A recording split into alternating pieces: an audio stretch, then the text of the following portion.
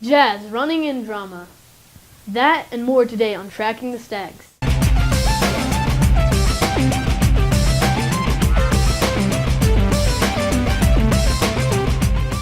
A night of hot jazz rocked the Fisher Theater last week. Whitworth bands joined those from Deer Park. Take a listen to our jazz band.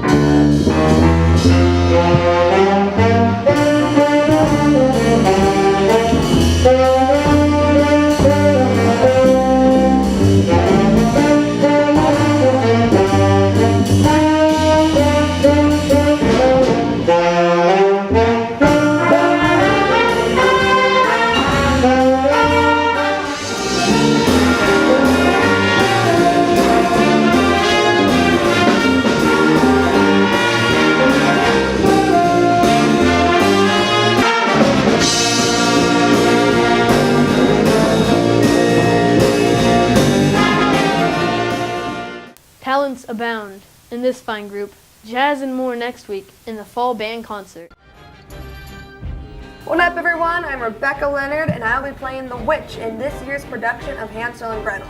Now, with Halloween coming around the corner, I thought it would be fun to give you guys a tutorial of the witch's makeup. So let's start. The witch is a bad guy, so that means she has dark colors around her eyes and her lips. Today, I'm going to be using a very dark brown. And here's a pro tip for you guys. If you don't have a lip color that you like, use a clear lip gloss and then your eyeshadow on top of that.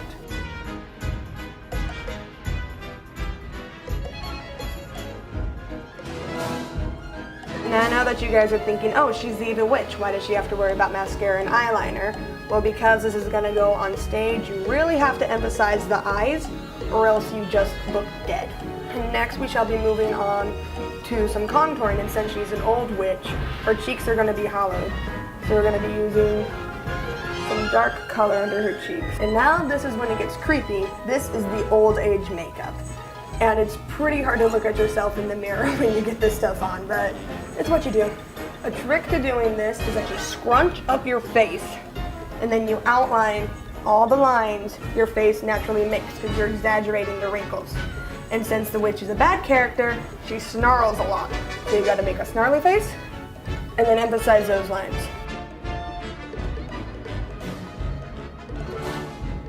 General rule for evil people is the more evil they are, the more warts and moles they have. There. Now you have an evil witch. So come, little mousies, do as I say. Come this weekend to see my play.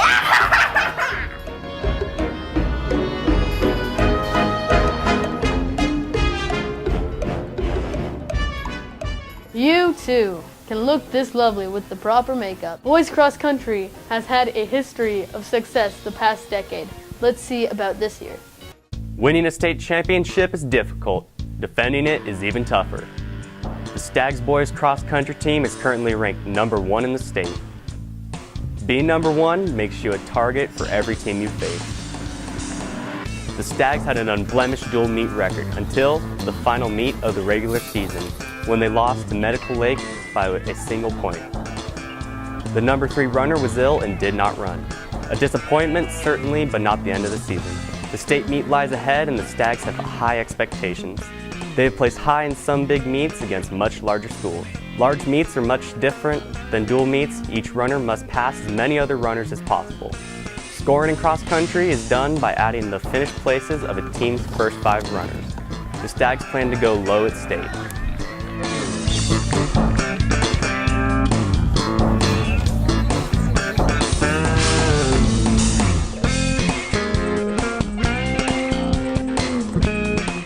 Last year, Cody Boland placed 4th at the state meet. This year, however, he hopes to have more team members with him at the front of the pack.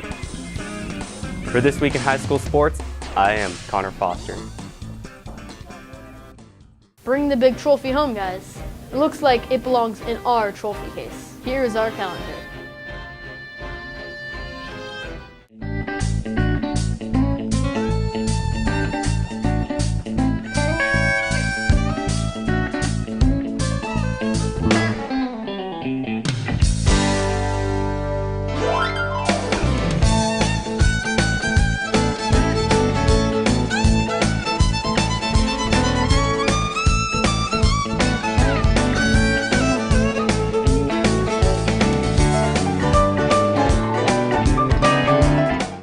that's a wrap for another week for Tracking the Stags. I am Jason Whittle. Have a happy Halloween!